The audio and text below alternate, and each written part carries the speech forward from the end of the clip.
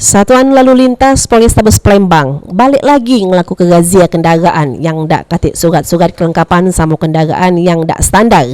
Razia tersebut dilakukan Sabtu dalu di Jabur Polrestabes Palembang.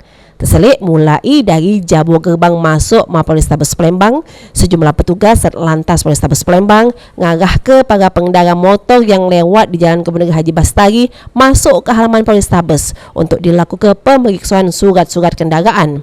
Berbagai pengendara mulai dari yang tak pakai helm, katik surat, sama yang gunakan knalpot racing langsung ditindak untuk dilakukan penilangan di tempat. Kasat Lantas Polrestabes Palembang, Kompol Irwan Andeta mengungkap ke jero razia dalu ini sebanyak 50 kenderaan roda 2 yang tak katik surat sama yang gunakan knalpot racing diamankan.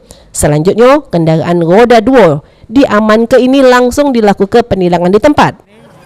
Kita lakukan razia gabungan dari berbagai fungsi, baik dari Satlantas, Sabara, Reskrim, Intel, dan Narkoba. Kita lakukan razia di depan Mako Polrestabes Palembang. Fokusnya razia kali ini apa, Bang? Kita razia pertama ya kelengkapan surat kendaraan, kemudian pengecekan kendaraan juga. Kemudian ada kendaraan ya lebih kurang 50 ya hilang ya di malam hari ini.